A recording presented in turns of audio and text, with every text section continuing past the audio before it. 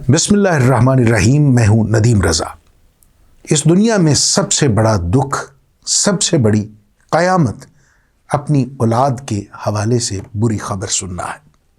वो औलाद जिसका एक एक लम्हा वालिदैन के लिए ज़िंदगी होता है, जिसकी छोटी सी मुस्कुराहट भी उनके लिए आबे हयात का दर्जा रखती है। जब किसी माँ को, किसी बाप को ये खबर मिले कि उनका लख्ते जिगर अब इस दुनिया में नहीं है, तो कोई तसव्वुर भी नहीं कर सकता कि उनके दिल पे क्या गुजरती है। ख़ास तौर पर जब हालात ये हों कि उनका जिगर गोशा, उनका बेटा जिसके वजूद से उनकी सांसें बधी हुई हैं, उस बेटे की लाश ऐसी हालत में है जिसकी शनाख्त ही मुमकिन नहीं। वो एक गोश्त का लोथड़ा है, ना उसके हाथ सलामत, ना वो चेहरा सलामत, जिसकी पेशानी पे दुआएं लिखते लिखते माँ बूढ़ी हो जाती है और बाप की कमर टेढ़ी हो जाती है। जब आपको ये खबर मिले कि उस लख्ते जिगर जिसकी उम्र 23-24 साल है, उसकी टांगें नहीं हैं, जिन टांगों पे बचपन में चलते हुए आपने देखा और आप उम्र के 5 बरस पीछे आकर फिर से जवान हो गए। ये कहानी कराची के 23 साला नौजवान मुस्तफ़ा आमिर की है। ये नौजवान 6 जनवरी की शब अपने घर से निकलता है और अपने दोस्त अरमगान के यहाँ जाता है, जहाँ दोनों में तकरार होती है। तकरार की वजह एक लड़की बयान की जाती है जिसकी दोस्ती मुस्तफ़ा से 3 साल पहले हुई थी। दोनों के दरमियान बहुत कुर्बत का रिश्ता था और न्यू ईयर नाइट पे भी ये दोनों एक साथ थे, और इनके साथ था अरमगान, जो इस सारी कहानी का मरकज़ी किरदार है। अरमगान ही वो लड़का है जिस पर मुस्तफ़ा को कत्ल करने का इल्ज़ाम है। कत्ल की वजह 2-3 हो सकती हैं। पहली वजह तो वो लड़की है जिसके बारे में ये इंकिशाफ किया जा रहा है कि उसकी दोस्ती अगरचे मुस्तफ़ा से थी, लेकिन उसका ताल्लुक़ अरमगान से भी था।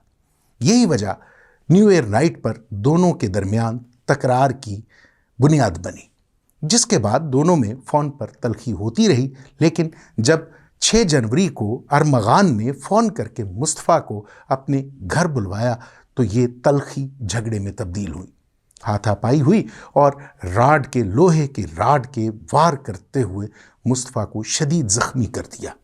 ये बयान दिया है मुस्तफ़ा को कत्ल करने में शरीक मुलज़िम शिराज़ ने।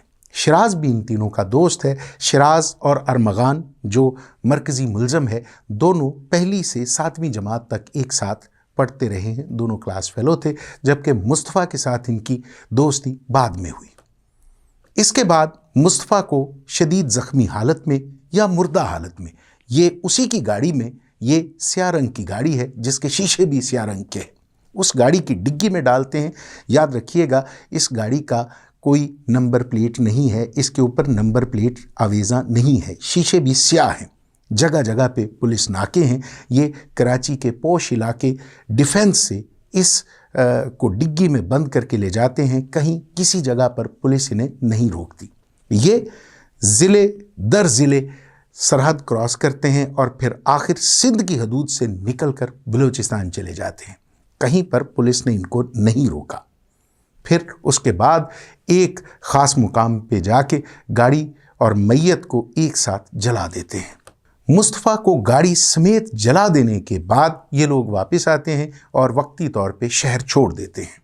दूसरी जानिब बलूचिस्तान में ईदी वालों के सुपुर्द ये लाश कर दी जाती है। पुलिस ईदी को ये नामालूम वजूद, ये जिस्म, ये गोश्त का लोथड़ा दे देता है, जो चंद रोज़ इंतज़ार करने के बाद इसे दफन कर देते हैं।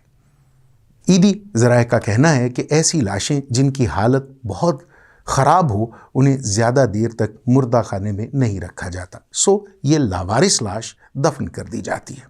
दूसरी जानिब मुस्तफ़ा की वालिदा 6 जनवरी के बाद अपने बेटे के लापता होने के बाद उसके दोस्तों को फ़ोन करती है, उनसे पूछती है कि उसका लख्ते जिगर कहाँ है। कोई दोस्त उसे नहीं बताता, कोई उसे किसी भी किस्म की मालूमात नहीं देता। और जब वो अरमगान से बात करती है तो अरमगान पहले उससे ये कहता है कि मेरा उससे कई दिनों से राब्ता नहीं है, लेकिन इससे पहले अरमगान और मुस्तफ़ा की गुफ्तगू उसकी वालदा सुन चुकी होती हैं, सो वो कहती हैं कि तुम्हारी उससे बात हुई थी। इसके बाद अरमगान मुस्तफ़ा की वालिदा से बदतमीज़ी करता है। इसी दौरान मुस्तफ़ा की वालिदा को चंद रोज़ के बाद मुस्तफ़ा की वालिदा को एक अमरीकी नंबर से फ़ोन कॉल रिसीव होती है और उसमें 2 करोड़ रुपए तावान का कहा जाता है कि अगर आपको अपना बेटा अजीज़ है तो 2 करोड़ तावान तैयार कर लीजिए, 2 करोड़ रकम तैयार कर लीजिए। मुस्तफ़ा की वालिदा को शक गुज़रता है, वो पुलिस को इतला देती है और ये तफ्तीश पुलिस से CIA में तब्दील कर दी जाती है। अब CIA इसकी तफ्तीश करती है और तफ्तीश नया रुख तब लेती है जब शक गुज़रने पर अरमगान के घर पर छापा मारा जाता है। वहाँ हालात बिल्कुल मुख्तलिफ होते हैं। एक ऐसा घर जिसे घर तो शायद ना कहा जाए, घर कहना शायद मुनासिब ना हो, एक घरनुमा कला जिसके दरवाजे ऑटोमेटिक, जिसके जगह जगह पर ऐसी रुकावटें हैं कि कोई शख्स अंदर दाखिल होने का तसव्वुर भी नहीं कर सकता। पुलिस जब घर के अंदर दाखिल होती है तो 2 मुलाजमीन को गिरफ्तार कर लेती है, लेकिन जब वो आगे बढ़ने लगती है, घर के अंदर दूसरे हिस्से में जाने लगती है, तो पुलिस पार्टी पर फायरिंग शुरू कर दी जाती है और फायरिंग करने वाला अरमगान है। जदीद असले से फायरिंग की जाती है जिसमें एक DSP और एक एहलकार ज़ख्मी हो जाता है। आखिर पुलिस इजाफी नफरी तलब करती है, घर का घेराव किया जाता है और मुलजिम अरमगान गिरफ्तार हो जाता है। घर से लैपटॉप, दर्जनों लैपटॉप मिलते हैं, लाखों रुपए की नकदी, 60 लाख से जायद नकदी, इसके अलावा शराब की दर्जनों बोतलें, हीरोइन से लेकर हर वो नशा जो ममनू है, आइस, न जाने कौन कौन सा नशा वहाँ से बरामद होता है। इसी दौरान तलाशी के दौरान पुलिस को एक खुफिया कमरा मिलता है जहाँ बिछे हुए कालीन पर खून के धब्बे भी होते हैं। ये कालीन पुलिस फ्रांसिक वालों के हवाले करती है और बाद में अब जो लेटेस्ट अपडेट है वो ये है कि इस पर 2 मुख्तलिफ लोगों के खून के धब्बे, खून के नमूने मिलते हैं। एक का DNA मुस्तफ़ा की वालिदा से मैच करता है, जबकि दूसरा DNA, दूसरे खून के धब्बे का DNA किसी नामालूम औरत का पता देता है जिसके बारे में किसी को कोई खबर नहीं है। ये इंकिशाफ भी हुआ है कि ये लड़की मार्शा, जिसका मुबैना तौर पे मुस्तफ़ा और अरमगान यानी कातिल और मकतूल दोनों के साथ बैक वक्त ताल्लुक़ था, दोस्ती थी, ये भी इब्तदाई तौर पर शामिल तफ्तीश रही। इससे भी पूछगिछ हुई, लेकिन पुलिस ने इसे इतनी गुंजाइश दे दी, इतना रास्ता दे दिया, इतना वक्त दे दिया कि ये पाकिस्तान छोड़कर अमेरिका शिफ्ट हो गई। ये अब पाकिस्तान में नहीं है, अमेरिका में है और इसका बयान इस केस के लिए इंतहाई अहम करार दिया जा रहा है। मुस्तफ़ा का कत्ल क्यों हुआ? अब तक इस हवाले से सोशल मीडिया पर बहुत बात हो चुकी है। हमारा नेशनल मीडिया न्यूज़ चैनल्स पर इस पे पूरे 1-1 घंटे के प्रोग्राम्स हो चुके हैं। हर कोई, हर शख्स, हर तज्जियाकार इल्ज़ाम दे रहा है अरमगान को, हर शख्स इल्ज़ाम दे रहा है उस शिराज को जिसने इस कत्ल में मुआवनत की। लेकिन अगर देखा जाए, अगर इस केस की परतें खोलते हुए इसकी गहराई तक पहुंचा जाए तो आपको अंदाज़ा होगा कि कहीं ना कहीं गलती मकतूल के घर वालों की भी थी। मकतूल मुस्तफ़ा इससे पहले 2 बार गिरफ्तार हो चुका है और दोनों बार नशावर अशिया उससे बरामद हुई। उस पर 2 मुख्तलिफ मुकदमात हैं। मुस्तफ़ा के वालिदैन खाते पीते घर से ताल्लुक़ रखते हैं, कोई आम आदमी लोअर मिडिल क्लास या मिडिल क्लास से उनका ताल्लुक़ नहीं है। वो जानते थे कि उनका बेटा ऐसी राह का मुसाफिर है जहां अक्सर लोग भटक जाते हैं। वो जानते थे कि मुस्तफ़ा रात को पार्टी करता है, वो जानते थे कि मुस्तफ़ा नशा करता और नशा बेचता है। ये नशा ही था, ये नशावर अशिया ही थी जो इन सब को एक सर्कल में ले आई। ये लड़की मार्शा, जिसका बैक वक्त दोनों के साथ ताल्लुक़ बयान किया जाता है, ये भी उसी नशे की वजह से इस गिरोह का, इस ग्रुप का हिस्सा थी जिसके हवाले से हम पहले बात कर चुके हैं। इस लड़की की वजह से जो हमारे ज़राए बयान करते हैं, ये उक़दा तो तब खुलेगा जब उस लड़की का बयान सामने आएगा, लेकिन अब तक के हालात और शवाहिद यही बयान करते हैं कि इस कत्ल की वजह یہی مارشا نام کی لڑکی تھی۔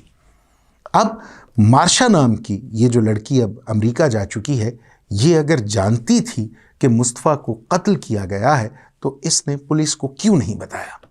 کیا یہ لڑکی خود قتل میں شامل تھی، قتل میں ملوث تھی؟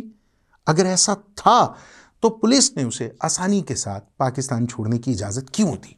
اب یہ ایک ایسی سوسائٹی کا المیہ ہے جہاں شاید ہمارے مڈل کلاس کے اصول، ضابطے یا اخلاقیات ایسی چیزوں کا چلن نہیں ہے، جہاں نشہ کرنا، جہاں گھر والوں کی موجودگی میں کسی لڑکی کے ساتھ دوستی پر فخر کرنا، جہاں ایسے تعلقات معمول کا حصہ ہیں، یہ اس سوسائٹی کا ایک گھنونا چہرہ ہے، ایک اس کی ڈارک سائیڈ ہے جسے یہ جانتے بوجھتے ہوئے بھی یہ لوگ اگنور کر دیتے ہیں، نظر انداز کر دیتے ہیں کہ اس کا انجام کسی بھی حال میں اچھا ہونے والا نہیں ہے۔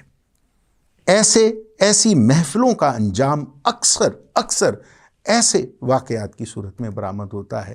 کبھی قتل ہونے والا کسی غریب کا بیٹا ہوتا ہے، اور کبھی کبھار ایسا واقعہ سامنے آتا ہے جس میں مقتول وہ ہوتا ہے جس کا تعلق اونچی سوسائٹی سے ہوتا ہے، اشرافیہ سے ہوتا ہے، اور خبر تبھی بنتی ہے جب مرنے والا کسی بڑے کا بیٹا ہوتا ہے، اور مارنے والا اگر کسی غریب کے بیٹے کو کچل کر گزر جائے، اگر کسی غریب کے بیٹے کی گردن تراش دے، کسی غریب کے بیٹے کا پیٹ چاک کر دے، سینہ چاک کر دے، تو نہ تو ہمارا میڈیا اس طرح سے متحرک ہوتا ہے، نہ میڈیا اس پر پروگرامز کرتا ہے، اور نہ ہی ہماری پولیس اس طرح چابک دستی کے ساتھ اس کیس کو ٹریس کرتی ہے۔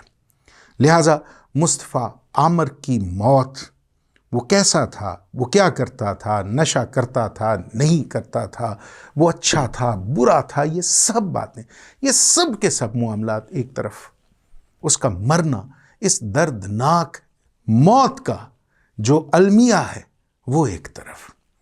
اس کی ماں جانتی تھی کہ وہ غلط راستے کا مسافر ہے، اس کی ماں جانتی تھی، اس کا باپ جانتا تھا کہ وہ ایسی پارٹیز کرتا ہے جہاں نشہ چلتا ہے، ہو سکتا ہے اس کے والدین یہ بھی جانتے ہوں کہ وہ نشے کا کاروبار کرتا ہے، ہو سکتا ہے انہوں نے خود اسے چھوٹ دی ہو، لیکن یہ سب کے سب معاملات اس دکھ کو کم نہیں کر سکتے جو قیامت اس ماں کے دل پہ ٹوٹی ہے، جو مقتول مصطفیٰ کا آخری دیدار بھی نہیں کر سکتی، جس گوشت کے لوتھڑے کو ورثا کے ہوتے ہوئے لاوارث قرار دے کر ایک گمنام قبر میں دفن کر دیا گیا۔ گوشت کا وہ لوتھڑا جب اسے دوبارہ قبر کشا کر کے قبر سے نکالا جائے گا، نہ جانے گل سڑ کے وہ کس حالت میں ہوگا بھی، یا مکمل طور پہ راکھ مٹی ہو چکا ہوگا، کوئی نہیں جانتا۔ بس وہ ماں جو اپنے بیٹے کا آخری دیدار نہیں کر پائے گی، وہ کیسا تھا، اچھا تھا، برا تھا، کس راستے کا مسافر تھا، اس نے کیا غلطیاں کی، اسے کیا کوتاہیاں ہوئیں، یہ سب باتیں ایک طرف۔ اس ماں کا دکھ، جس باپ کے بڑھاپے کی لاٹھی ٹوٹ گئی، اس کا غم ایک طرف۔ بس خدا سے التجا ہے، اللہ رب العالمین سے دعا ہے کہ وہ ان والدین کو حوصلہ دے، ان والدین کو یہ صدمہ برداشت کرنے کی ہمت عطا کرے، اور اس کے ساتھ ساتھ تمام والدین کے لیے یہ نصیحت ہے کہ اپنی اولاد پر نظر رکھیے، اپنی اولاد کو دیکھیے کہ وہ کیا کرتی ہے، اس کی ایکٹیویٹیز، اس کی سرگرمیاں کیا ہیں، کن لوگوں سے ملتے ہیں۔ جوان بچے، آج کی دنیا کے جوان بچے کن لوگوں سے رابطے میں ہیں، ان کی روزمرہ کی جو پریکٹس ہے، روزمرہ کی جو مصروفیت ہے، اس میں کچھ نیا تو نہیں ہے۔ جن لوگوں سے ملاقاتیں ہیں، دوستیاں ہیں، ان لوگوں کی مصروفیات کیا ہیں، وہ کون لوگ ہیں۔ صرف یہ تصور کر لینا، یہ سوچ لینا کافی نہیں ہے کہ میرا بیٹا، میرا بچہ فلاں دوست کے ساتھ ہے تو محفوظ ہے۔ اپنے بچوں پہ نظر رکھیے، اپنے بچوں کا خیال رکھیے، انہیں ایسی ہر اس برائی سے روکنے کی کوشش کیجیے جو ان کی تباہی اور آپ کے لیے عمر بھر صدمے کی وجہ بن سکتی ہے۔